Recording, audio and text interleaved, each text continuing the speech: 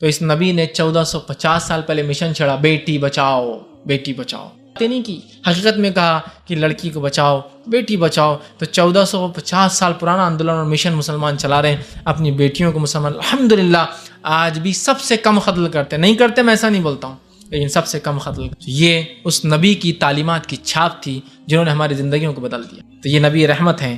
9واں message جو آپ نے ایک سٹرونگ دیا وہ تھا عورتوں کو ایسے حق دیے جن حقوق کو میں آج بھی چیلنج کرتا ہوں، دنیا کے جو سب سے فارورڈ کنٹریز ہے، جو اپنے آپ کو فرسٹ ورلڈ کنٹریز کہتے ہیں، وہ حقوق بتا دے، وہ رائٹس بتا دے، وہ ادھیکار بتا دے جو اس نبی نے 1450 سال پہلے عورتوں کو، ایسے ادھیکار، ایسے حقوق، ایسے رائٹس کہ جس کی کوئی انتہا نہیں۔ سب سے پہلا حق جو ان کو دیا عورتوں کو، وہ رائٹ، اسپرچول رائٹ دیا، یہ حق دیا کہ وہ عبادت کر سکتی ہے، وہی نماز جو مرد پڑھیں گے عورت بھی پڑھیں گی، وہی توحید جو مرد کی وہی عورت کی، وہی زکوٰۃ جو مرد دیں گے وہ عورت دیں گی، وہی حج جو مرد کریں گے وہ عورت کریں گی، ساری عبادتیں مرد اور عورت کی برابر ہے اسلام کے اندر۔ اسپرچول رائٹس دی، دوسری اکنامیکل رائٹ دی، اس کو پورے حق دیے، بیٹی ہونے کے ناطے جو ہے بیوی ہونے کے ناطے اس کو رائٹس دیے، اور اس کو پورے اکنامیکل رائٹس ہیں، نکاح ہو تو اس کو مہر دیا جائے، باپ مر جائیں گے تو وارث میں حصہ بنیں گی، بھائی کی اس میں بھی بن سکتی ہے، اگر اس کو بیٹیاں نہ ہو بھائی کو تو اس کو مختلف طریقے سے وراثت میں حصے دار بنایا، مہر کے شکل میں دیا، اس کو پورے حق دیے کہ جائیداد خریدے، جائیداد بیچے، لینے اور دینے کا حق دیا، اس کو بزنس کرنے کا 1450 سال پہلے حق دیا۔ یہ وہ زمانہ تھا جب کچھ قومیں اس میں ہی پڑی ہوئی تھی کہ عورت میں روح رہتی ہے نہیں رہتی، does a woman have a civil اور ناٹ، اس میں روح ہے یا نہیں، اس میں ابھی ان کی منطقیں اور ان کی بحثیں چالو تھی اس دور میں۔ یہود و نصارہ تو اسی میں پریشان تھے اس دور میں کہ اس میں روح ہے یا نہیں ہے، یہ شیطان سے پیدا ہوئی بھی ہے عورت۔ اور باقی روم جو بڑی تہذیب مانی جاتی ہے نا، بہت اونچی تہذیب، ماشاءاللہ آج کے مسلمان ہی بڑے اس تہذیب کو مانتے ہیں، رومی تہذیب، یا جس کو یونانی اور جو ہے جو رومن جو ہے سویلائزیشن اس کو کہتے ہیں، اس میں عورت کا کیا مقام تھا؟ عورت کا مقام کیا تھا دیکھنا تو پومپئی شہر کا واقعہ، اس کی تاریخ پڑھ لیں آپ کو پتہ چل جائے گا عورت کی کیا حیثیت اس شہر میں تھی۔ یہ خریدی اور بیچی جاتی تھی، یہ استعمال کی چیز تھی، یہ اس کا مقام تھا۔ Economical right, social right, social justice in کو دی، بیوی ہے تو یہ حق، بیٹی ہے تو یہ حق، ماں ہے تو یہ حق، ماں ہے تو پیروں کے نیچے جنت ہے، بیوی ہے تو شوہر کا کیریکٹر ویریفیکیشن سی وی وہ دیں گی کیسا آدمی ہے نہیں ہے، اور اگر بیٹی ہے تو 3 ہے یا 2 ہے، پال لے پرورش کرے تو جنت چلا جائے گا۔ یہ سوشل رائٹس ان کو سماجی دیے، ایجوکیشنل رائٹس ان کو دیے، ان کو حق ہے طلب العلم فریضۃ علی کل مسلم و مسلمۃ، کہ علم کا حاصل کرنا ہر مسلمان مرد اور عورت پر فرض ہے۔ تم کیا دو گے عورتوں کو ادھیکار؟ ہم نے بتا، ہم تم کو سکھائیں گے عورتوں کے حق کیا ہوتے ہیں، یہ نبی سکھائیں گے، اس پہ تم الزام لگا رہے ہیں، اور یہ ساری انسانیت کے لیے ایک دعویٰ ہے۔ بتا دو تم میں کوئی ایک لیڈر پولیٹیکل سوشل کوئی ریفارمز بتا جس نے ایک بھی ایسا حق دیا ہو جس کی چھاپ 1450 سال تک آج بھی ویسی ہو جیسی ڈے 1 پر تھی، آج بھی ویسی ہو، بتا دو کوئی ایک چھاپ۔ یہ تبھی ہو سکتا ہے جب وہ نبی حق ہو، اس کے بول میں جس کو کہیں گے اس کے قول اور فعل ایک جیسا ہو، تبھی یہ چھاپ پڑتی ہے۔ خالی بولنے والے تو بہت بولتے یہ کرو وہ کرو، اور آخری میں خود کا کچھ اور ہی چل رہا۔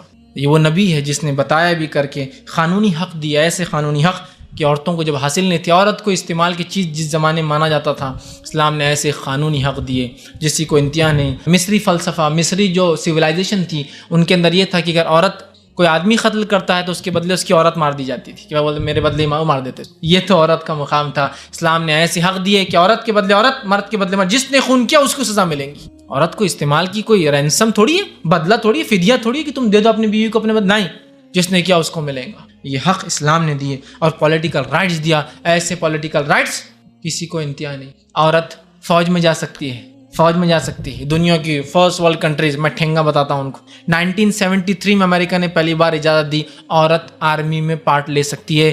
1450 سال پہلے اس نبی نے ادھیکار حق دے دیے کہ عورت وارس میں پارٹ لے سکتی ہے۔ یہ ادھیکار، یہ رائٹس دیے، کہاں ہے تمہارے پاس؟ بتاؤ نا، ایک کیا رائٹس دیے تم نے؟ جو عورتوں کو رائٹس دیے ملٹری میں آنے کے، اس کے بعد کیا ہوا؟ کتنوں کو اسٹرپ کیا گیا؟ اسٹرپ سمجھتے ہیں نا، ننگا کر دیا گیا، اسٹرپ کر کے پریڈ لی گئی، کتنوں پہ ریپ کر دیا گیا، کتنوں کا۔ عراق میں دیکھیے کتنی عورتوں کا ریپ کر دیا انہوں نے، خود ان کی ملٹری نے، ان کا، کوئی عراقیوں نے نہیں۔ بڑے ادھیکار کے رائٹس کی ہم سے بات کرتے، تمہارے پاس تو ہمت نہیں ہم سے آنکھ میں آنکھ ملا کر دیکھو۔ افسوس ہم لوگوں پر کہ ہم جو ہے بتا نہیں پا رہے ہیں ان لوگوں کو کہ یہ ہے نبی۔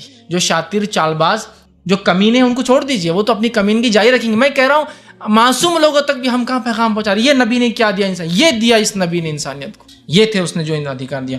10واں اور اسٹرانگ میسج جو اس نبی نے دیا وہ تھا محبت کا، پریم کا، معافی کا، درگزر کرنے کا۔ اتنا میسج دیا، اسلام کی بنیادیں ہیں جو باتیں میں آپ سے کہہ رہا ہوں۔ آپ صلی اللہ علیہ وسلم نے فرمایا اور کہا، روایت لا یؤمن احدکم حتی یحب لاخیہ ما یحب لنفسہ، تم میں سے کوئی شخص جب تک اچھا مسلمان، صحیح مسلمان، ایمان والا نہیں ہو سکتا جب تک کہ جو اپنے لیے پسند کرے اپنے بھائی کے لیے نہ پسند۔ کیا حق ہے، کیا محبت کا تقاضا ہے، اپنے لیے پسند کرو، بھائی کے لیے پسند۔ دوسری جگہ فرمایا اور کہا انما یرحم اللہ من عباد الرحماء، اللہ انہی لوگوں پر رحم کرتا ہے جو دوسروں پر رحم کرتے ہیں، ہے نا، رحم کی تعلیم دی گئی، دیا کی تعلیم دی گئی۔ تیسری جگہ کی روایت میں فرمایا کہا ارحموا من فی الارض یرحمکم من فی السماء، زمین والوں پر رحم کرو تو آسمان والا تم پر رحم کرے گا۔ بخاری کی روایت میں بیان کر دیا ایک آدمی نے کتے کو پانی پلایا جنت میں چلا گیا، ایک عورت نے بلی کو باندھ کے رکھا، نہ کھانا دیا نہ پانی دیا، وہ مر گئی، وہ جہنم چلے گئی۔ تو یہ وہ نبی رحمت ہے جس نے جانور کے قتل پر لوگوں کو جہنم کی وعیدیں سنائی۔ اس سے بڑا کوئی رحم والا نبی نہیں ہو سکتا، اس سے بڑی کوئی شخصیت نہیں ہو سکتی دنیا جو جانوروں کے مارنے پر جہنم کی وجہ۔ لاؤ جانوروں اینیمل رائٹس کی جتنے لوگ بات کرتے ہیں، ایک حق بتا دو تمہیں کہ تمہارے اینیمل رائٹس کو مارے تو یہ ہے، یہ نبی تو کہہ رہا جانور کو بلا وجہ مارنے والا جہنم میں۔ لعنت کیا آپ نے جو جانور کے چہرے پر مارتا ہے، جانور کے چہرے کی بات کر رہا ہوں میں، انسانی چہروں کی بات نہیں کر رہا ہوں۔ آپ نے حدیث میں فرمایا لعنت ہے ان لوگوں پر جو جانور کے چہروں مارے، لعنت ہے ان لوگوں پر جو زندہ پرندوں پر تیر اندازی کرے، ٹارگٹ پریکٹس کرے۔ تو ہم کو سکھاؤں گے، تو ہم کو بتاؤں گے، یا اس نبی کو تم کہوں گے یہ زحمت ہے؟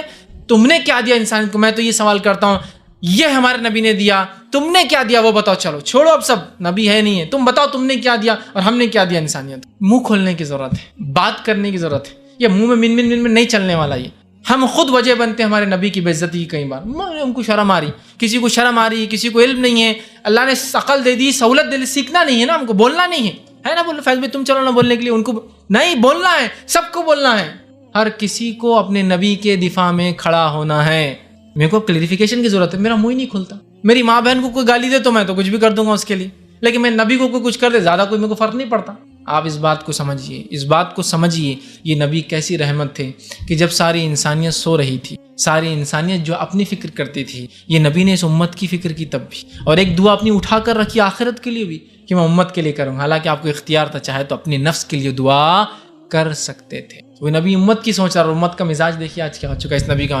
ہاں خالی اب جلوس رکھ کے بلا ہم کو جی، پھر بتائیں گے ہم کیا ہے، بس باقی کیا دوسرے دن کی فجر، تھوڑی پریکٹس کی تھوڑی بات ہو رہی ہے، پریکٹیکل کی تھوڑی بات ہے، تھیوریٹیکل بات کرو نا، جوش دلاؤ، جذبہ دلاؤ، یہ کرو وہ کرو، گھر آگ لگانے کا لگا دیں گے، گاڑیاں جلا دیں گے، لیکن مثبت کام کرو، کسی گاڑی دلاؤ ایک لنگڑے اور معذور، بہت مشکل ہوگی، آپ نے کبھی مانگی نہیں نا کسی تو خود کی جیب سے دلاؤ نا، تو چندہ جمع کو دوسروں کے لیے کر سکتا نا انسان۔ نبی نے اپنی ذات کے لیے کبھی نہیں مانگا، لیکن امت کے لیے آپ نے اپنی جھولی پھیلا دی۔ امت کے لیے کہاں ہوتا ہے ہم سے؟ تو گاڑی جلانا تو ہو جائیں گے، گاڑی دلوانے کے بعد کیجیے کبھی کسی کنسٹرکٹیو ورک مت بولیے ہم کو، ڈسٹرکٹیو ورک بولیے، جوش دلائیے، ہم سب کچھ کرنے کو تیار۔ اور یہ جوش کا اثر بھی کتنا رہتا ہے معلوم ہے آپ کو؟ اللہ اس چیز کے بارے میں گواہ ہے، ایسے لیڈروں کے اور ایسے جوش میں نے بہت دیکھے اپنی زندگی کے اندر، بہت دیکھے۔ ایک مرتبہ ایک مسجد کو شہید کر دیا گیا تھا، ہم بھی چلے گئے، اس کی شہید ہو گئے، کالج سے نکلے، بسیں بھر کے گئی، شہادت کے مقام پہ گئے، ٹھیک ہے، تو جتنے لوگ بسوں میں گئے اس میں آدھے نہیں نماز پڑھے خالی، وہیں ہم کو تھوڑا سا ہو رہا تھا، کانٹرڈکشن دکھ رہا تھا، مسجد کے تحفظ کے لیے اور مسجد نماز ہی نہیں پڑھ رہے۔ چلو جیسے تیسے، چلو بھائی کو وجہ ہوں گی، جو بھی ایکس وائی زیڈ، جوش آ گیا، جذبہ آ گیا، وہاں ایک ٹوٹی پھوٹی گاڑی تھی، پتہ نہیں کس کی گاڑی تھی، اللہ کو معلوم، اس گاڑی پہ پورا جو جذبہ نکل رہا، کوئی پیٹرول ڈال کے جلا رہا، کوئی یہ کر رہا، اور یہ ہو رہا اور وہ ہو رہا، اور بسوں میں واپس پولیس آ گئی اور پتھراؤ کر دیے پولیس پر، پولیس چلے گئی دور دور، جنگل میں تھی وہ مسجد، غیر آباد علاقے میں، بہرحال ٹوٹی تھی، شہید تو ہوئی تھی، لوگ بھر گئے۔ میں ان کے جوش کی حقیقت بتا رہا ہوں، یہ بھی آپ سمجھ لے۔ بس میں بیٹھنے کے بعد کیا پلاننگ، ہو میں بس اسٹینڈ سنبھال لیتا، تو ریلوے اسٹیشن سنبھال لے، تو یہ سنبھال لے، تو وہ سنبھال لے، اور ہم صرف دیکھ رہے، کیا بڑی بڑی باتیں ہو رہی، مطلب اب تو بہت زبردست بدلا، مسجد کا بدلہ لیا جا رہا ہو، اب نوجوان تھے، ہم کو لگ رہا اب کچھ ہوگا، تو یہ کر لے، تو وہ کر رہے، اللہ گواہ، اللہ کی قسم، جب بس آ کر پولیس اسکواڈ آ گیا تھا، بس آ کر بس اسٹینڈ پہ رکی، یہ سب سے زیادہ جوش دلانے والے ایسے خاموشی سے نکلے، کیا صاحب کیا چل رہا، پوٹے سمجھتے نہیں بس اپنے وہ کریں، اور پیچھے والے صرف دیکھ رہے ہو، اتنے پھٹکے کا پیچھے والے، میں نے بھی کھایا تھا، جس کو نکل گیا وہ نکل گیا، جس نے سب کو لایا تھا جوش دلا کے، سب سے پہلے اللہ گواہ نکلا بس سے، کیا صاحب کیا چل رہا، چل، اور سب کو پھٹکے پڑے پیچھے، چونکہ جو نکل رہا تھا پولیس سب کو مار رہی تھی۔ سیکھ لیا اس دن ہم نے کہ لوگوں کا جوش کس حد تک رہتا ہے اور کیا چاہتے اور کیا منصوبے ہیں ان کی۔ ایک بڑا اہم میسج جو آپ صلی اللہ علیہ وسلم نے انسانیت کو دیا وہ یہ ہے کہ ضرورت پڑنے پر امن و امان قائم رکھنے کے لیے فورس کا استعمال بھی کیا جا سکتا ہے۔ سمجھ رہے آپ؟ امن و امان کو قائم رکھنے کے لیے فورس کا استعمال کیا جا سکتا ہے. دنیا کی حکومتیں جو امن و امان والی ہے ساری اس پر گواہ ہے. ہندوستان ایک امن و امان والا ملک ہے، لیکن اس کی اپنی ایک ملٹری اور اپنی ایک پولیس فورس، اپنی ایک نیوی اور اپنی ایک ایئر فورس ہے. کیوں؟ اس لیے کہ اب ملک جانتا ہے امن قائم ہونے کے بعد، امن سٹیبل رہے، امن باقی رہے، پیس اسٹیبلش رہے، اس کے لیے فورس کا یوز کرنا ضروری ہوتا ہے. یو این کے اندر، نیٹو کے اندر پیس کیپنگ فورسز ہوتی ہے، پیس کیپنگ فورسز، سمجھ رہے آپ؟ تو نبی نے بھی یہی پیغام دیا، ضرورت پڑنے پر حق کے دفاع کے لیے امن کو قائم کرنے کی فورس بھی استعمال ہو. کیوں دنیا اس کو بے ڈھنگی اور بے ڈھب طریقے سے پیش کرتی ہے، جبکہ خود پیس کیپنگ فورسز بناتے ہیں، نیٹو بناتے ہیں، یو این کی پیس کیپنگ فورسز ہے. اسی طرح افریقہ کی پیس کیپنگ فورسز اب جن کے ممالک کی ہیں. انڈیا جو ہے ایک پیسفل کنٹری ہونے کے بعد بھی ایک اپنی ملٹری اور اپنی ایک ایئر فورس اور اپنی ایک نیوی اور اپنی پولیس فورس رکھتا ہے. اس لیے یہ گواہ ہے کہ شانتی استھاپت ہونے کے بعد اس کو قائم اور اس کو باقی رکھنے کے لیے شکتی کی اور جو ہے پاور کی ضرورت ہوتی ہے. تو نبی اکرم صلی اللہ علیہ وسلم یہی کہا کہ جب بھی اسٹیبلش ہو جائے تو اس کو باقی رکھنے کے لیے فورس کا یوز کیا جائے. تو کیوں اس کو بے ڈھنگے روپ سے پیش کیا جاتا؟ دیکھو اس نبی نے ایک ہی زندگی میں 70 تو فلاں کر دیے، 360 تو مور کے چھیڑ دیے، اتنے تو لوگ مرے. میں چیلنج سے کہتا ہوں کوئی بتا دیں نبی اکرم صلی اللہ علیہ وسلم کی پوری زندگی میں کہ آپ نے کسی ایک کافر کو اپنے ہاتھ سے قتل کیا؟ آپ سم کے ہاتھ سے بول رہا ہوں آپ کو، ایک بتا دیں کہ آپ نے قتل کیا. اور پورے آپ سم کی 23 سالہ زندگی میں ایک حساب کے مطابق 7000 سے لے کر صرف 8000 لوگ مارے گئے. میں چیلنج کرتا ہوں چھوٹی سے چھوٹی دنیا کی جو جنگ اور جھڑپ ہوئی ہے اس کے اندر کو بتا دے کہ 23 ایئرس کے آپ صلی اللہ علیہ وسلم نے جو کیا 23 سال میں صرف 7000 سے لے کر 8000 کے بیچ لوگ مارے گئے، سب ملا کر، جس میں آپ شامل تھے، جس میں آپ نہیں بھی تھے اور صحابہ گئے. بتائیے آپ کو ایک چیز، ایک ایسی مثال بتائیے. آپ تو صرف آسمان سے ایک ہی پھینکتے تو 7-8 ہزار تو یوں اڑ جاتے، فیومز بن کے، انسان بھی نہیں بنتے، بھاپ بن کے اڑ جاتے ہیں. کلسٹر ڈال دیتے ہیں اوپر سے، ایک جگہ گرتا ہے 70 جگہ اور پھوٹتا ہے جا کر. ہاں ڈرون ڈال دیتے آپ، بہت آسانی سے ٹارگٹ کرو، مارو، پتہ چلا شادی تھی، کوئی بات نہیں، ایک شادی تھی اگلی کر لینا، کوئی مسئلہ نہیں. شاید 70 مار، کوئی مسئلہ نہیں، ادھر 100 مار. بتا دیا آپ مجھے. میں کہہ رہا ہوں نا، ہم کو ضرورت ہے منہ کھولنے کی. ان لوگوں کو آئینہ دکھانے کی ضرورت ہے کبھی کبھار کہ یہ ہے مرر، اپنے آپ کو پہلے دیکھ لو پھر بات کرو ہم سے آگے، اپنی اوقات دیکھ لو پھر ہم سے بات کرنا آگے. ٹھیک، تو یہ ضرورت ہے اس قوم کو. اور ڈیفینسو موڈ میں آنے کی ضرورت نہیں. آفینس میں یہ بھی نہیں کہہ رہا ہوں آپ اٹیکنگ موڈ میں رہو، لیکن میں یہ کہنا چاہ رہا ہوں حقیقتوں کو تو منہ کھولو اپنا، وہاں بھی چپ بیٹھے ہوئے. آئیے آپ سمجھ کے اور کیا تعلیمات ہے، 20 تعلیمات اور جو اسٹرانگ پوائنٹس ہے رکھ کے بات ختم کرو. ایک لائن میں رکھوں گا. آپ نے صدقات اور فطرہ اور مختلف طریقوں سے غریبوں کو دینے کی تعلیم.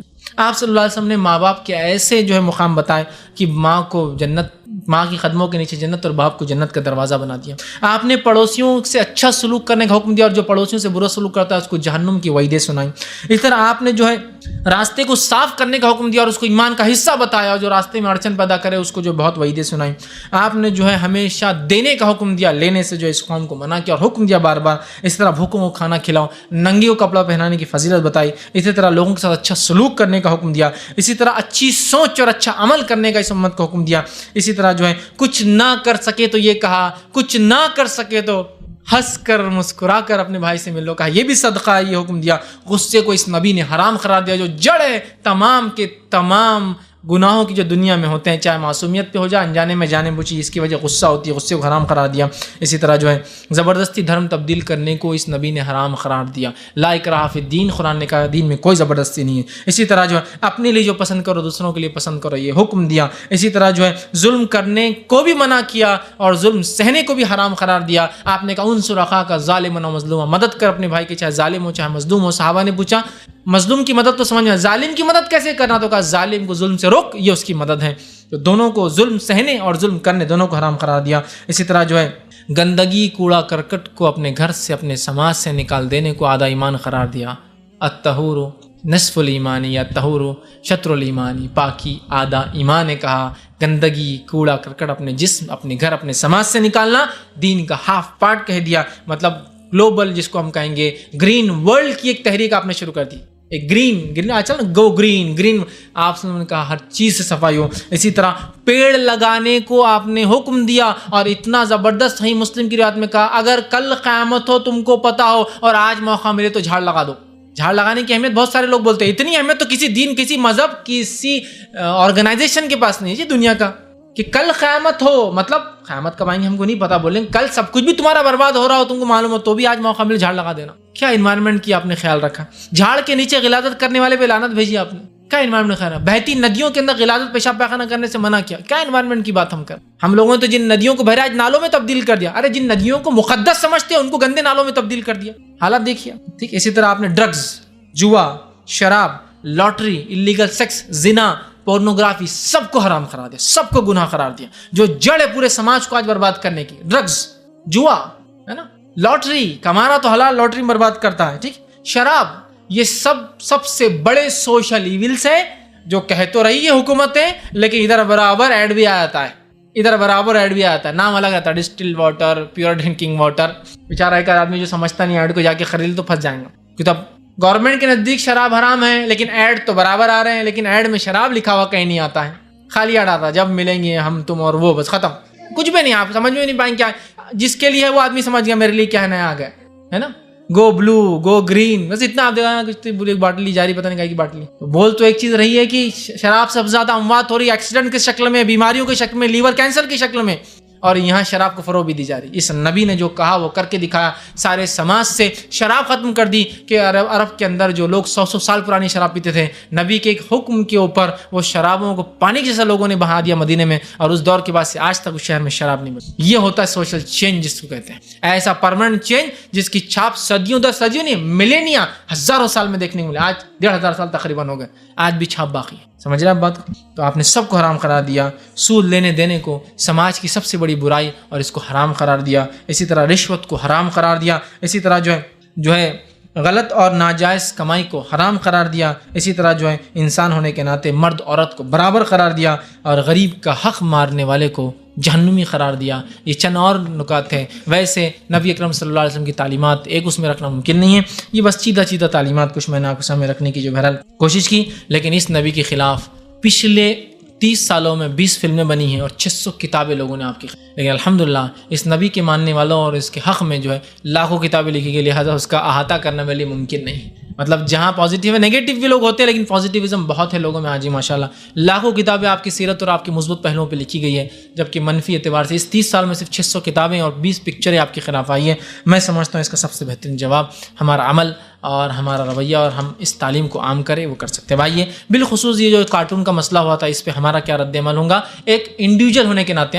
حکومتی لیول پر میں بات نہیں کر رہا ہوں، سماجی سطح بات نہیں کر رہا ہوں کہ مسلم سماج کیا کرے، میں یہ بھی بات نہیں کر رہا ہوں کہ کوئی تنظیم کیا کرے. میں کہہ رہا ہوں ایک فرد جو کچھ بھی نہیں کر سکتا اپنی زندگی میں، مشقت میں لگا ہے، کام کاج میں جو وقت بھی نہیں نکال سکتا ایسے پروگرام سے میں آنے کا جہاں احنت رسول بات ہو رہی، وہ اپنی طرف سے کیا کر سکتا، وہ پوائنٹس میں کچھ رکھ رہا ہوں. اس بات کو سمجھے، ورنہ بہت سارے لوگ ہوتے ہیں ارے فیض بھائی تو جوش کی بات ہی نہیں کرے، یہ نہیں کرے انہیں.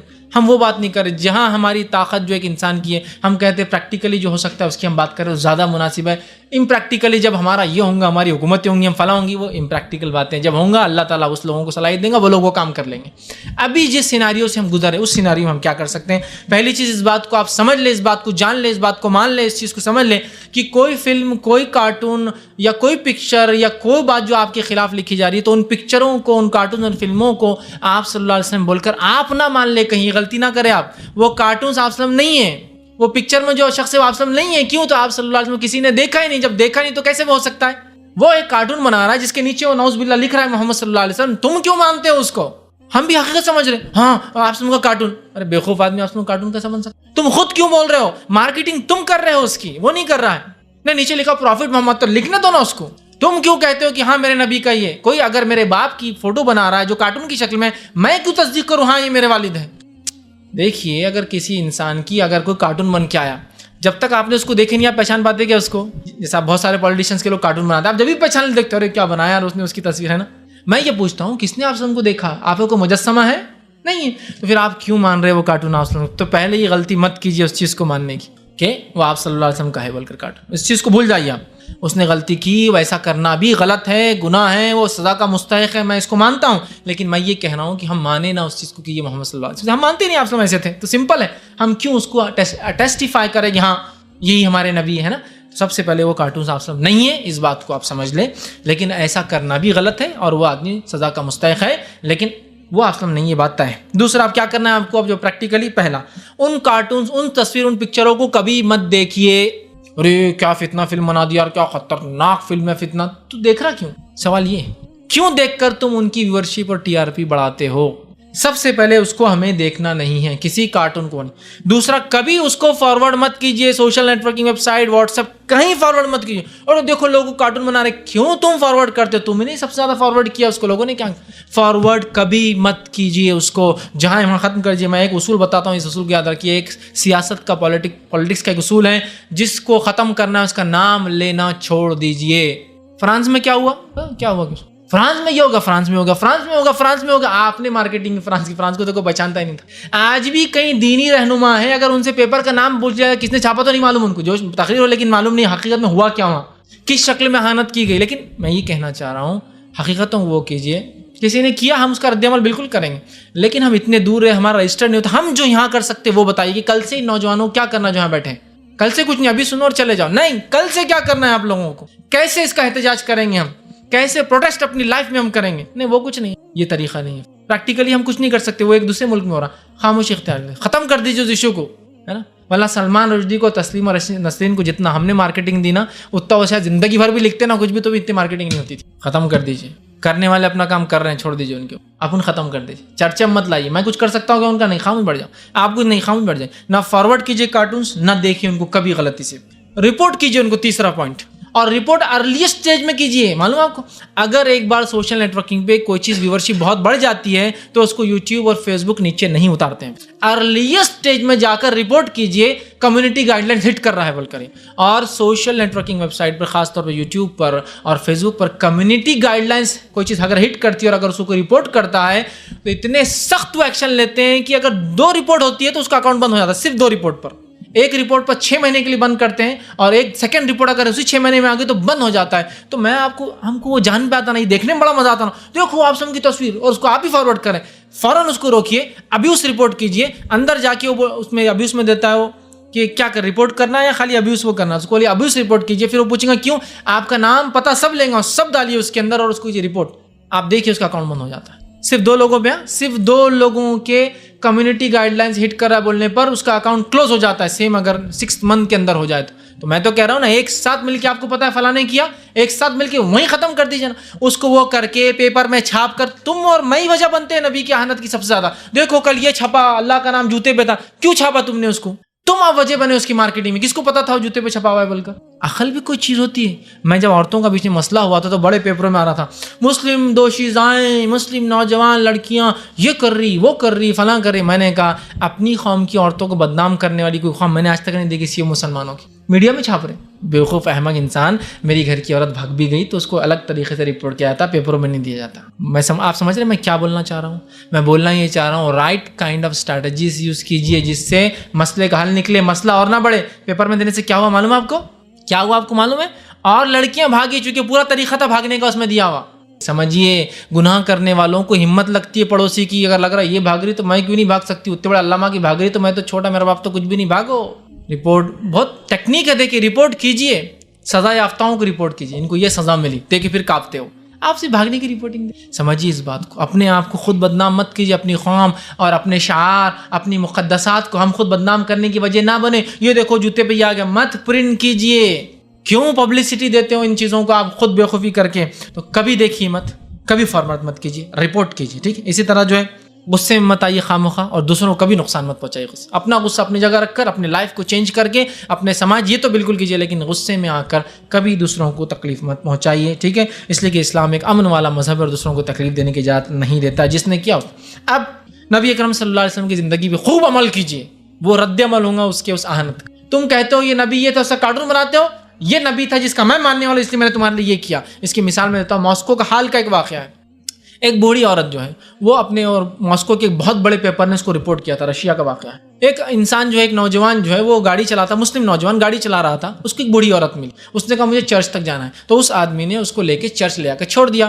چھوڑنے کے بعد اس عورت کے پاس پیسے کی کوئی کمی تھی. اس نے کہا پیسے معاف، کوئی مسئلہ نہیں، آپ چھوڑ دیجیے. ایک بوڑھی خاتون ہے، آپ سے لینا مجھے اچھا بھی نہیں لگ رہا ہے، تو کوئی مسئلہ نہیں، آپ معاف کر دیں. اس خاتون نے پھر جا کر وہاں کا جو پیٹریارچ تھا، مطلب ماسکو کا سب سے ہیڈ جو ان کا کرسچینٹی کا جو لیڈر تھا کیتھولک، اس سے جا کر اس نے پورا واقعہ بیان کی. تو اس آدمی نے پھر ایک پیپر کو رپورٹ دی اور اس میں اس نے کہا مسلم نوجوانوں کی یہ جو عمل ہے یہ ہمارے کرسچنس کو بہت متاثر کر رہا ہے، اس لیے کہ چرچ آنے کے لیے جب لوگ آتے ہیں تو کوئی بھی کرسچن ڈرائیور ان کو نہیں بٹھاتا، اس لیے کہ جنرلی جو لوگ مذہبی ہوتے ہیں وہ عام طور سے غریب بھی اتنے مالدار بھی نہیں ہے، تو پیسے کم دیتے ہیں، ایک تو بھاؤ تاؤ کرتے ہیں، تو لہٰذا ٹیکسی والے کو مزہ بھی نہیں آتا چھوڑنے کے اندر، سمجھ رہے آپ؟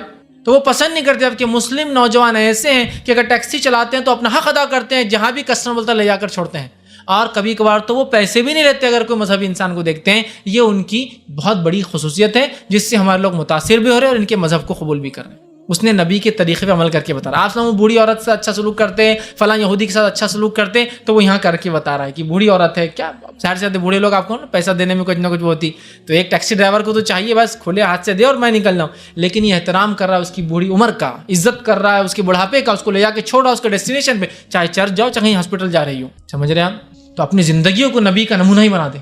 لوگ پوچھے کہ تم بہت اچھے دکھ رہے لیکن تم مسلمان ہیں، ہاں میں اس لیے وہ اچھا ہوں بولنا، میرے نبی ایسے تھے اس لیے میں اچھا ہوں، ورنہ میرے میں کوئی خصوصیت، سمجھ رہے آپ؟ تو اپنے آپ سب سے بہترین طریقہ ان کا جواب دینے کا یہ اس جیسے ہو جاؤ جس پر الزام لگا رہے ہیں، بتا دو دنیا کو کہ ہم محمد صلی اللہ علیہ وسلم ماننے والے اس لیے ہم ایسے ہیں، ٹھیک ہے؟ اسی طرح سیرت کی کتابوں کو عام کرتے ہیں، جوش میں تو ہم بڑے آ رہے ہیں اہانت رسول پر، عزت رسول کس کو بولتے وہی نہیں پتا، رسپیکٹ آف دا پروفٹ ہم کو نہیں پتا، عزت کیسی کرنا ہم نے پڑھا ہی نہیں کبھی، تو پھر اہانت کی جب کسی کی عزت اور وقار کیا ہے پتا ہو تو اس کی بے عزتی کیا ہوتی ہے۔ سیرت کی کتابیں لائیے، اس نبی کا مقام جائیے، نبی کے حقوق جانیے، سیرت کی کتابیں پڑھیے، سیرت کی کتابوں سے لگاؤ لگا لیجیے تاکہ ہماری زندگیاں جو ہے نبی کی سی ہو جائے۔ اسی طرح جو ہے سیرت کی کتابوں کو پھیلا دیجیے، سیرت کی کتابوں کو پڑھیے، سیرت کے پروگرامز کو عام کر دیجیے، نان مسلم میں کوئزز، مسلمز میں کوئزز، یہاں کوئز وہاں کوئز، وہاں فلاں، یہاں ایک دن کیریکٹر، وہاں فلاں ڈے، یہاں عام کر دیجیے، ایک دم بالکل اس کو بولتے ہیں نا وائرل کر دیجیے نبی اکرم اپنے عمل سے، اپنے کردار سے، اپنے پروگرام سے، اپنے مسجد، اپنے مدارس میں وائرل کر دیجیے۔ وائرل سمجھتے ہیں انٹرنیٹ کی لینگویج میں، بالکل ایک دم رفتار سے کام کو پھیلا دیجیے۔ یہی ہمارا جواب ہوگا ان لوگوں کو جو آپ سے بے عزتی کرنے کی نعوذ باللہ کوشش کر رہے ہیں، جو کہ ہو نہیں سکتی، اس لیے کہ ایک خاص بات پتہ ہے آپ کو معلوم، جو نبی اکرم صلی اللہ علیہ وسلم کی بے عزتی بھی کر رہا تو بول رہا پروفٹ محمد، نبی کا لقب تو آپ سے ہٹا نہیں سک رہا، وہ بھی پروفٹ ہی بول رہا، وہ بھی یہ بھی ایک اللہ کی طرف کی شان ہے کہ وہی پروفٹ بول رہا ہے، کہ تو محمد بولے تو کوئی بھی نہ ایرا غیرہ نتو خیرہ ہو سکتا ہے نا، کوئی محمد ہو سکتا ہے، پروفٹ محمد گویا نبی تو وہ بھی مان رہا ہے، سبحان اللہ۔ یہ خصوصیت، اور محمد نام کی ایک عجیب خصوصیت ہے، کیا خصوصیت مان لو آپ کو، محمد کا معنی ہے جس کی تعریف کی گئی، اور دوسرا معنی ہے جس کی تعریف میں کرتا ہوں۔ دیکھیے کیسا، اگر کوئی کہہ رہا ہے کہ محمد صلی اللہ علیہ وسلم ویسے تھے تو خود محمد بول کر وہ کہہ رہا ہے کہ میں اس کی تعریف کرتا کی گئی یا جس کی تعریف میں کر رہا ہوں، اور پھر بول رہا فلاں تھے۔ تو یہ اللہ رب العزت نے اپنے نبی کو بہت بلند کر دیا، نام سے اتنا بلند ہے کہ محمد کا معنی ہے جس کی تعریف کی گئی یا جس کی تعریف میں کرتا ہوں معنی ہے اس کا، تو وہ خود تعریف کر رہا ہے اور پھر کچھ کہہ رہا ہے، کنٹروورشل ہو جا رہا ہے نا دونوں۔ ایک کورٹ میں آدمی جا کے بولے اس نے خون کیا، میں نے خون کیا اور میں نے خون نہیں کیا، تو بولے بے خون، میں اس کی تعریف کرتا ہوں اور کارٹون بنا رہا ہے، کنٹروورشل ہے، تو گویا وہ خود اس کی مت مارے جا رہی ہے۔ اللہ نے اپنے نبی کے نام کو اتنا خاص رکھا کہ تعریف کی جا رہی ہے، دشمن بھی تعریف ہی کر رہا ہے، پروفٹ بول کے ہی کر رہا ہے جو بھی کر رہا ہے۔ بہرحال اسی طرح مدرسہ، اسکول، کالجز، سوسائٹی، سنستھائیں، ہر جگہ آپ کی سیرت کو عام کر دیجیے اور دعوت اسلام جو ہے اس مشن کو پھیلا دیجیے ہر طرف لے جا کر۔ اور آخری اور بڑا اہم کام ہے، میڈیا میں جو ہے اس کی اویئرنیس لائے، اور جن بڑے بڑے پیپروں میں آپ کے خلاف تھا یا جو بڑے بڑے پیپرز ہمارے سماج میں ہیں، ان پیپرز والوں سے ایک جگہ خریدے ڈیلی، اور وہاں آپ سب کی سیرت اور زندگی کے پہلو رکھے جائے جو انسانیت سے متعلق تھے، صحابہ سے تھے، مسلمانوں سے تھے، وہ نہیں، راجاؤں بادشاہوں سے تھے، وہ نہیں، جو انسانیت سے متعلق تھے وہ رکھے جائے، اور ایسے پیپر جو زیادہ چلتے ہیں ان کو خریدا جائے، فری ہوتا تو فری ڈالا جائے، اور مسلم پیپرز جو ہے ان کو چاہیے کہ آپ کی زندگی پہ ایک پورا شمارہ چھاپے، جب جوش و جذبے کی باتیں چھاپتے ہیں نا، یہ کرنا ہے وہ کرنا ہے، ریگولر سیرت چھاپے تاکہ جو کتاب خرید نہیں سکتا اس آدمی کی بازی پیپر کی شکل میں سیرت جمع ہوتی رہے روز، کہ ایک صفحہ ڈیڈیکیٹ کر دیا ہم نے اہانت رسول کے خلاف، ہمارا جواب، ہم 1 مہینہ 2 مہینے 3 مہینے ایک پوری کتاب چھپ ڈالیں گے، اور نہیں تو ہر سال میں 3 کتابیں چھاپ دیں گے سیرت، تاکہ جو آدمی خرید نہیں سکتا وہ کم از کم پیپر جمع کر لے، اس کے ذریعے پڑھ لے۔ تو میڈیا میں اویئرنیس لائیے کہ ہو از محمد، جیسا کہ بہت سارے ہیش ٹیگز آج کل نیٹ پر چل رہے ہیں، ہیش ہو از محمد، ہیش وی لو محمد، ہیش ٹیگ سمجھتے ہیں نا آپ، جس سے جب بھی آدمی کوئی سرچ کریں گے آپ کے بارے میں وہ ہیش ٹیگ کی وجہ سے وہاں وہ ریفلیکٹ ہوتا ہے، تو یہ ہیش ٹیگس یوز کرتے ہیں لوگ نیٹ کے اوپر، آپ یہ ہیش ٹیگس کے ذریعے بہت سارے میسیجز، سندیش، پیغام آپ ان کے جو انسانیت کے لیے تھے وہ دیجیے، یہ وقت کی ضرورت ہے اور یہ بڑا اہم کام ہوگا، لہٰذا اسی کے سلسلے میں نے سوچا کہ کچھ باتیں میں رکھوں، حکومتیں اپنی طرف سے جواب دیں گی، سماج میں جو ذمہ دار لوگ ہیں قومی اعتبار سے لوگ جواب دیں گے، لیکن ایک شخصی میرے ایک فرد کے اعتبار سے ایز اے انڈیویجول میں کیا کر سکتا ہوں، یہ ساری چیزیں تھیں. آپ کے پیغام کو عام کرنا، اس سیرت کے پیغام کو لوگوں تک بچانا. پھر جو اشرار ہوں گے وہ خود سمجھ میں آ جائیں گے، اللہ تعالیٰ بھی ان سے نپٹیں گا، قوم بھی ان سے نپٹ لیں گے. شرارت کرنے والے لوگ ہر جگہ ہوتے ہیں، لیکن ایسا نہ ہو کہ ہم صرف آوازیں اٹھاتے رہیں اور سالوں سال گزر جائے اور ان کا کچھ بھی نہ ہو اور ان کی تعریف ہمارے منہ سے نکلتی رہ رہی ہے. سمجھ رہے ہیں نا بات کو، تعریف ہمارے منہ سے نکلتے رہ رہی. اور جب بھی کوئی گھٹنا ہوتی ہے اس میں غور و فکر کرے، اچانک خوشیاں منانا چالو کر دے، ورنہ کچھ نہ کچھ پیچھے ایجنڈاز بھی کبھی ہوتے ہیں. دنیا کی پالیٹکس اسی طرح چلتی ہیں، تو اس چیز کا بھی ہم بہت بالخصوص خیال رکھیں. بہرحال یہ چند باتیں تھیں جو میں نے مناسب سمجھی آپ کے سامنے رکھوں. یہ تھی نبی اکرم صلی اللہ علیہ وسلم کی کچھ اہم تعلیمات جو انسانیت کے سامنے مجھے اور آپ کو رکھنا ضروری ہے. اپنا منہ کھولنے کی ضرورت ہے اور اس نبی کی تعلیمات اور اس کی شخصیت کو عام کر دیجئے پوری انسانیت کے اندر. بتا دیجئے یہ نبی یہ تھے، تاکہ لوگ آئندہ کچھ کہنے سے پہلے 10 بار سوچ لیں کہ کس کے خلاف وہ کہہ رہے ہیں، اور بتا دیجئے یہ نبی آپ کے لیے بھی تھے. تو بہرحال یہ بہت ضروری ہے اور یہ کام مجھے اور آپ کو کرنا ہے. کوئی غیر مسلم آ کے یہ کام نہیں کریں گے چونکہ وہ تو نبی مانتے نہیں. مجھے اور آپ کو کرنا جو نبی مانتے، نبی سے الفت رکھتے، نبی سے محبت کرتے اور نبی کے حق میں شامل سے محبت کرنا، اس کا دفاع کرنا، اس پہ درود بھیجنا ہے نا. تو لہٰذا یہ بھی دفاع کی ایک شکل ہے کہ لوگ غلط فہمی پھیلا رہے ہیں، ہم صحیح باتوں کو وہ کریں. تو بہرحال ایک وقت کی ضرورت ہے، ہم سب اس میں کچھ نہ کچھ اپنا رول ادا کریں، مرد بھی، بچے بھی اور عورتیں بھی کچھ نہ کچھ کریں، تاکہ اہانت رسول کے جو واقعات ہو رہے ہیں اس میں کچھ کمی آئے. اور کمی اگر نہیں آتی ہے تو ظاہر سی بات ہے ان کو پھر زبردست انداز سے جواب جائے ہمارا کہ یہ ہے وہ نبی جس کے بارے میں تم میڈیا میں غلط پھیلاتے ہو، یہ اس کا پازیٹیو چہرہ اور یہ اس کے کارنامے، اور سوال کیجئے ان سے، پھر ان کو اپنی اوقات دکھا دیجئے کہ تم نے کیا کیا. یہ وہ نبی 20 سال میں جس نے عرب سے جو ہے عورتوں کا مقام ایسا دلا جو آج تک ہے، عرب سے بیٹیوں کا قتل ختم کر دیا، اونچ نیچ ذات پات ختم کر دی. تم نے کیا دیا؟ تم نے کیا دیا دنیا؟ سوال کیجئے. پھر خود بخود وہ جو ہے نیچے دیکھنا شروع کر دیں گے، اس لیے کہ ان کے پاس کچھ نہیں ہے بتانے کے لیے. جن کے پاس خود اپنے دیوں کو جلانے کے لیے بتی نہ ہو، وہ ہم کو یا چمکتے ہوئے سورج کو کیا دکھائیں گے کہ جو ہے روشنی کیا ہوتی ہے نا. ان کے پاس ہے نہیں جلانے کے لیے کچھ، ہم کو بتا رہے ہیں. ہمارے پاس چمکتا ہوا سورج ہے نبی اکرم صلی اللہ علیہ وسلم کے جو ہے شکل میں، اس طرح اللہ کی کتاب کی شکل میں، ایک روشن شریعت کی شکل میں. تو اس کو لے کر لوگوں تک پہنچانے کی ضرورت ہے. اسی پہ اپنی بات کو ختم کروں گا. اللہ رب العزت سے دعا ہے کہ اللہ سبحانہ تعالیٰ ہم تمام کو صحیح معنوں میں نبی اکرم صلی اللہ علیہ وسلم کا محب بنائے، صحیح معنوں میں نبی اکرم صلی اللہ علیہ وسلم کا اطاعت فرمانبردار اور اطاعت گزار بنائے. صحیح معنوں میں ہم کو نبی اکرم صلی اللہ علیہ وسلم کی دفاع کرنے کی جو ہے توفیق عطا فرمائے، اور آپ کی دعوت کو عام کرنے کی توفیق عطا فرمائے. جب تک ہمیں زندہ رکھ، ایمان اور اسلام پر زندہ رکھ، اور جب بھی ہمارا خاتمہ اللہ ایمان اور اسلام پر ہمارا خاتمہ ہو. آخر دعوانا ان الحمد للہ رب العالمین. سبحان ربک رب العزۃ عما یصفون وسلام علی المرسلین والحمد للہ رب العالمین. بسم اللہ الرحمن الرحیم. الحمد للہ رب العالمین والصلاة والسلام على خاتم النبیین والمرسلین. رب اشرح لي صدری ويسر لي امری واحلل عقدۃ من لسانی یفقهوا قولی. السلام علیکم. نبی کی محبت کی حقیقت کیا ہے؟ جیسا کہ ابھی کچھ بھی ہوا تو جذبات میں آ جاتے، تو یہ حقیقت ہے کہ کوئی اور حقیقت ہے؟ بھائی نے ایک اچھا سوال کیا کہ نبی اکرم صلی اللہ علیہ وسلم سے محبت کی کیا حقیقت ہے؟ کیا جذبات میں جس طرح سے لوگ آ جاتے ہیں، کیا یہ نبی اکرم صلی اللہ علیہ وسلم محبت کی حقیقت ہے؟ دیکھیے، جذبات میں آنا، غصے میں آنا شریعت میں یہ حرام نہیں ہے، اور یہ کبھی کبھار تو پسندیدہ بھی ہوتی ہے. خود نبی اکرم صلی اللہ علیہ وسلم جب کبھی حرام چیزوں کو صحابہ کرتے دیکھتے آپ، تو آپ ناراض ہو جاتے، غصہ کرتے. ٹھیک، صحابہ نبی اکرم صلی اللہ علیہ وسلم کے سامنے جذبات میں آئے، جب جیسا کہ وہ شخص نے کہا انصاف کیجئے تو حضرت عمر غصے میں آ گئے. ٹھیک ہے، کسی نے آپ کا فیصلہ نہیں مانا تو صحابہ غصے میں آ گئے، ہے نا. کسی نے مسجد نبوی میں پیشاب کیا آپ کے سامنے تو صحابہ غصے میں آ گئے. تو پتہ چلا جذبات میں آنا اور غصہ آنا یہ فطری چیز ہے اور ہونا بھی چاہیے. بھائی کا سوال ہے کہ آپ نبی کے معاملے میں جو لوگ جذبات میں آ جاتے، غصے میں آتے، اس کا کیا معاملہ ہے؟ دیکھیے، جذبات میں آنا اور غصہ آنا اچھی بات ہے، لیکن ہر جگہ جذبات میں آنا اور غصہ آنا درست نہیں. اگر کوئی انسان جانتے بوجھتے نبی اکرم صلی اللہ علیہ وسلم الزام لگا رہا ہے تو جذبات اور غصہ آپ کا بالکل درست ہوگا. ایک آدمی معصومیت میں اگر یہ کام کر رہا ہے تو وہاں جذبات اور غصے کے بدلے آپ کو حلم اور بردباری سے اور اچھے سے اور حکمت سے اپنی بات کو وہاں پہنچانا ہے. سمجھ رہا ہے بات کو؟ تو یہ دونوں میں فرق ہے. جیسے کہ مسجد نبوی میں ایک شخص کا آ کر پیشاب کرنا، آپ صلی اللہ علیہ وسلم کا خاموش رہنا، صحابہ کے جذبات میں آنا. ایک دوسرے واقعے میں ایک صحابی کا چت لیٹنا، پیٹ کے بل سونا، آپ صلی اللہ علیہ وسلم کا ان کو پیر سے مار کر اٹھانا. یہاں آپ سے غصہ آپ نے اپنے قدم مبارک سے مار کے کہا اٹھو، ایسا سونا اچھی بات نہیں، یہ جہنمیوں کی علامت ہے. تو پتہ چلا آپ غصے میں بھی آئے. ٹھیک، تو ڈیپینڈ ہے سچویشن اور سیناریو کے حساب سے جذبات اور غصہ ہو. جیسا کہ ایک آدمی اسلام کو جانتا ہو، آپ کی سیرت پڑھ چکا ہو اور الزام لگا رہا ہوں، پھر تو بالکل اس کے خلاف آپ رویہ اختیار کیجیے. وہ جانتے بوجھتے کر رہا ہے نا. مطلب یہ جاگتے ہوئے سونے والا آدمی ہے. سونے والے دو قسم کے ہوتے ہیں، ایک آدمی واقعے میں سو رہا ہے تو اس کو آپ ہلائے تو اٹھ جاتا، اور ایک آدمی چپ چپ سوتا، آپ کتنا بھی ہلاؤ نہیں اٹھتا ہو. کیوں؟ چپ چپ سو رہا ہے نا. ٹھیک ہے، تو اس میں فرق کیجیے آپ کہ کون شرارت کی بنیاد پر نبی کو وہ کرا اور کون لا علمی کی بنیاد پر. جو لا علمی کی بنیاد پہ کرے آپ ان کو سمجھائیے, جو شرارت کی بنیاد پہ کرے آپ ان کو نصیحت کیجیے, اور جو کچھ اپنی طاقت و توانائی اور حکومتی لیول پر ہو سکتا ہے اس کو استعمال کریں. ٹھیک. دوسرا رہا, کیا صرف جذبات اور غصہ ہی نبی کی محبت کی علامتیں؟ نہیں, نبی کی محبت کی سب سے پہلی علامت تو یہ ہوں گی کہ ہم جو ہے نبی اکرم صلی اللہ علیہ وسلم جیسے ہونا چاہیں. یہ سب سے پہلی علامت کہ میرا نبی ایسا کھاتا, ایسا پیتا, ایسا اٹھتا, ایسا بیٹھتا, ایسا جاتا, ایسا کرتا, ایسی نماز پڑھتا, ایسا روزہ رکھتا, ایسی زکات دیتا, ایسا صدقات کرتا, یہ کام کرتا, یہ نہیں کرتا, اس کو پسند کرتا, اس کو پسند نہیں کرتا, یہ اچھائی سمجھتا, یہ برائی سمجھتا. ہم اپنے آپ کو اپنی ہر چیز کو نبی کے جیسا کرنے کی کوشش کریں, جس کو اتباع اور اطاعت رسول کہیں گے ہم. ٹھیک.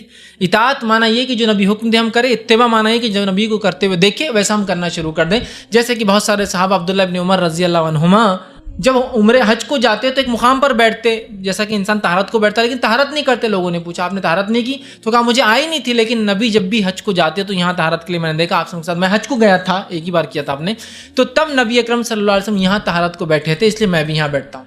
تو یہ اتباع, یہ بالکل ہم کو کرنا ہے. تو سب سے پہلا کام نبی سے محبت کی علامت یہ, نبی جیسا ہونا ہم چاہے, نبی نے جو کیا وہ ہم کریں, نبی کی پسند ہماری پسند, نبی کی ناپسند ہماری ناپسند. اس معاملے میں ہم کمزور نظر آتے ہیں. صرف جذبات کا معاملہ ہے اور جوش کا معاملہ ہی ہمارے پاس جو کچھ نظر آتا ہے وہ یہ ہے آج کا. اور جس کو جذبات اور جوش نہیں آتے اس کو نبی کا صحیح متبع بھی مانا نہیں جاتا. اور ان کو جوش نہیں آتا, انہیں جوشیلی باتیں نہیں. ہم یہ کہہ رہے ہیں جوش تو الگ بات ہے, ہم ہوش میں کیا کر سکتے ہیں سب سے پہلے یہ ہم دیکھیں. ایسا نہ ہو کہ ہمارا جوش ہمارے ہی خلاف نقصان کا باعث بن جائے. دشمن کو تو کوئی نقصان نہیں ہوا, پچھلی بار احانت رسول کا واقعہ ہوا تھا 10 سال پہلے, دشمن کو تو کچھ نہیں ہوا. کتنے جگہ فساد ہوا دنیا کے اندر, ناجیرے کے اندر فساد ہوا, ہندوستان کے کئی مقامات میں انکلوڈنگ شولہ پور, جس کے اندر 5 لوگ مارے گئے. ان 5 لوگوں کی جان کا کون ذمہ دار؟ ٹھیک ہے, ہم کہہ رہے ہیں وہ شہید ہے, وہ ایک الگ مسئلہ ہے. ٹھیک ہے, لیکن کیا یہ طریقہ ہے کہ دشمن کو تو رتی برابر نقصان نہیں اور ہم ہی مر گئے آپس میں 5 لوگ؟ سمجھ رہے ہیں آپ؟ تو ہمیں اس چیز کو سمجھنا ہے, ہمیں اس کا جواب دینا ہے. اور مختلف علاقوں کے اعتبار سے علماء سے آپ رجوع کیجئے, وہ بتائیں گے کہ احانت رسول کا اس علاقے میں کیا جواب ہوگا. کہ تو ایک جیسا جواب ہر جگہ نہیں ہو سکتا ہے, ایک جیسا رد عمل بھی نہیں ہو سکتا ہے. جس علاقے میں کیا گیا وہاں کا رد عمل الگ ہوگا. اب میرا ملک اور وہ ملک الگ ہے, تو ظاہر سی بات ہے یہاں میں کس کے خلاف رد عمل کروں؟ تو یہاں اعلان کریں گے, متنبع کریں گے, آگاہ کریں گے کہ ایسی حرکت یہاں نہیں ہونا چاہیے, جیسے وہاں بھی ہے نا. اسی طرح جو ہم سیرت کے پیغام کو عام کرنے کی کوشش کریں گے. تو نبی سے محبت جو ہے ایک بہترین جذبہ ہے, یہ ایمان کی علامت ہے, اور یہ جس کو ہم کہیں گے عین ایمان ہی ہے ہمارا. تو لہٰذا محبت ہر بار جوش اور غصہ نہیں ہے, جوش اور غصہ بھی اس کا ایک حصہ ہے, لیکن وہ دیکھ کر سنبھل کر افراد قوموں کے اعتبار سے ہوں گا, حالات کے اعتبار سے. تو سب سے بہترین پالیسی ہے جس علاقے میں آپ ہوتے ہیں وہاں کے علماء سے رجوع کیجیے, اور ایک ایسا لاہ عمل بنائیے جو صرف تقریروں تک نہیں ہو سیمت. او تقریر تقریر تقریر تقریر, اس کے بعد کل سے کیا کرنا ہے؟ مجھے سمجھ میں آ گیا احانت رسول ہوئی, غلط ہوا, میں کیا کروں؟ رد عمل کیا ہے؟ کچھ نہیں, تقریر سنو گھر چل جاؤ.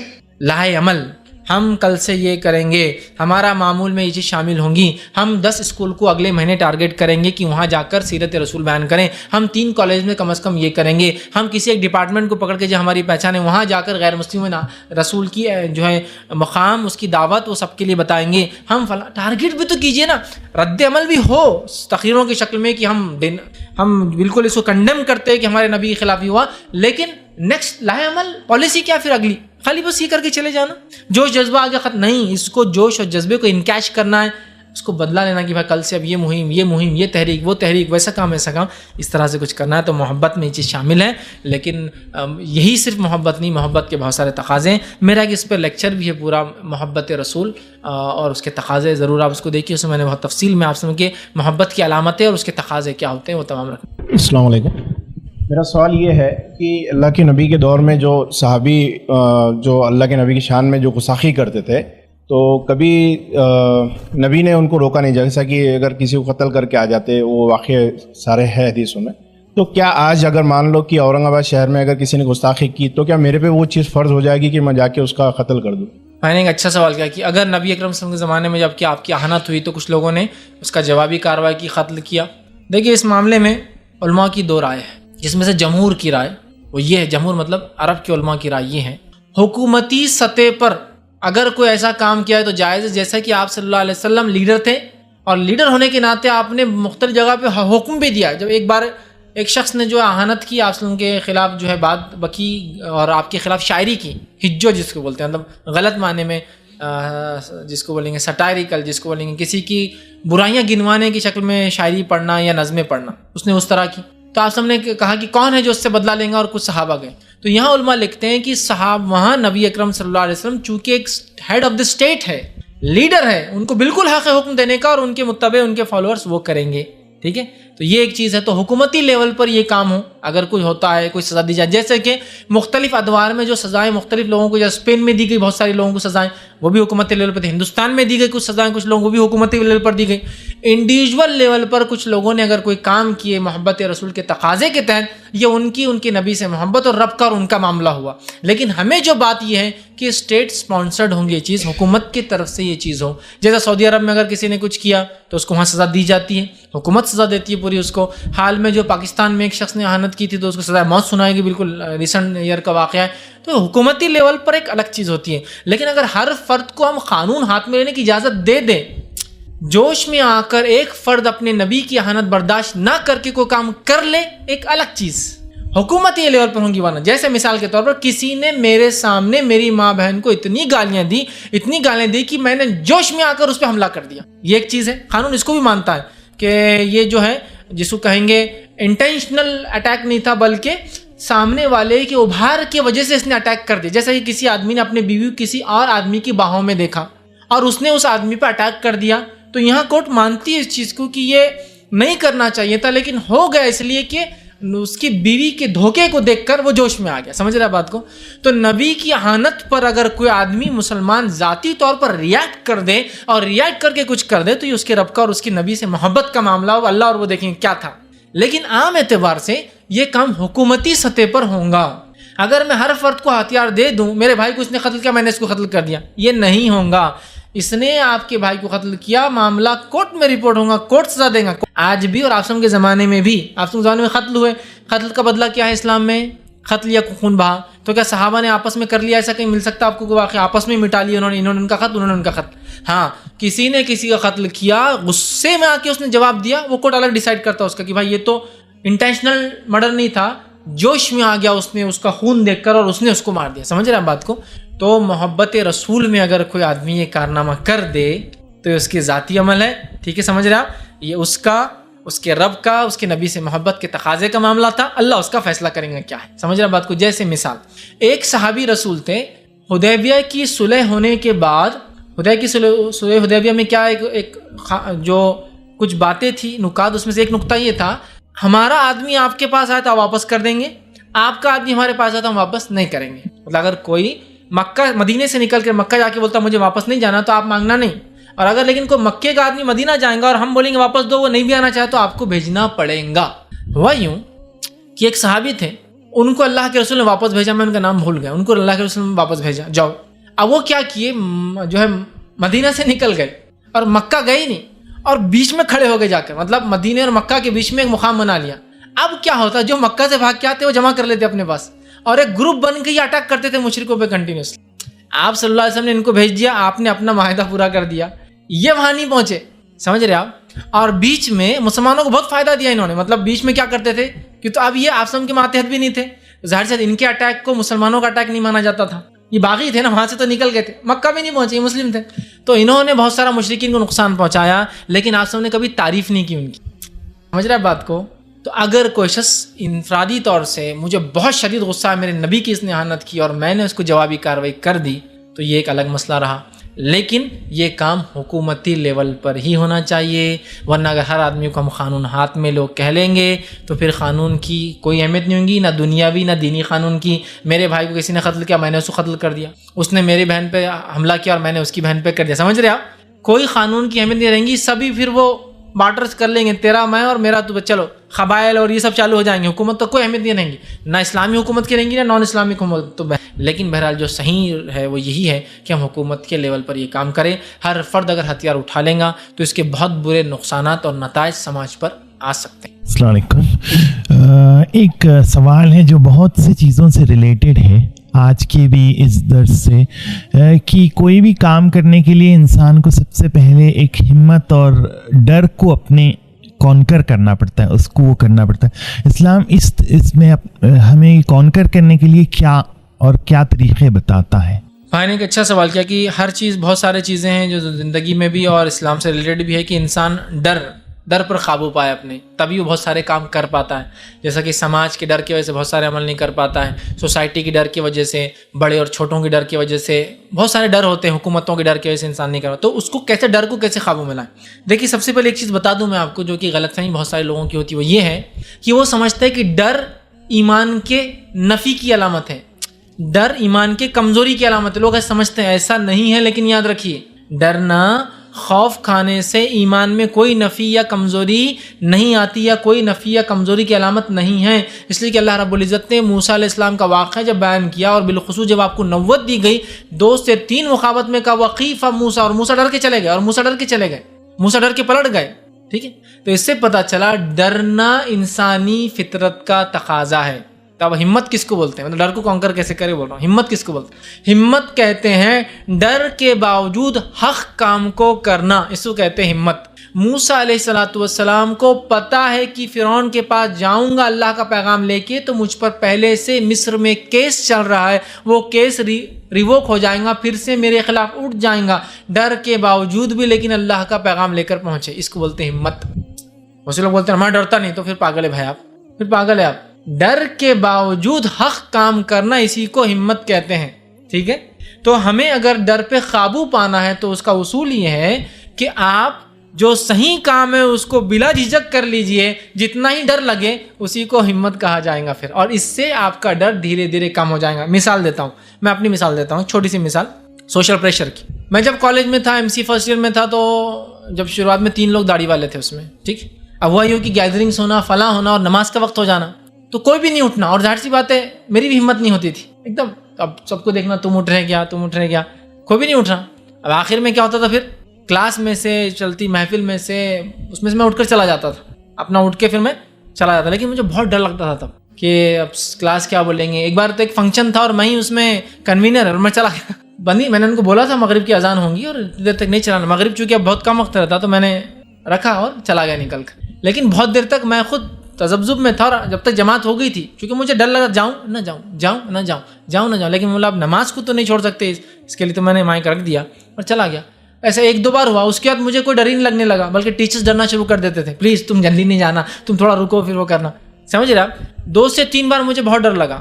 اس کے بعد لیکن یہ ہوگا کہ پھر ٹیچرز اور مینجمنٹ ڈرتا تھا کہ یہ اٹھ کے چلے جائیں گے، کچھ بھی خلاف ہوں گا تو وہیں کھڑے ہو جائیں گے، تو ان کو ڈر ہو گیا. ٹھیک، تو ڈر پہ قابو پانے کے لیے آپ حق کام کو کر لیجئے ڈر کے ساتھ، اسی کو ہمت کہتے ہیں. اور پھر دھیرے دھیرے جب آپ ایسا کام کرتے ہیں تو اللہ تعالیٰ آپ کو ہمت دیتا چلا جاتا ہے، دیتا چلا جاتا ہے، دیتا چلا جاتا ہے. سمجھ رہے ہیں نا بات کو؟ تو یہ ماحول تو مجھے بھی بہت تکلیف اس زمانے میں. یا کبھی ہوتا ہے کہ گھر میں جو ہے کوئی بھی انسان جو ہے ٹخنے سے اونچا نہیں پہن رہا ہے پینٹ، اب مجھے وہ کام کرنا ہے. سوشل پریشر، گھر والوں کا پریشر، فلاں کا پریشر.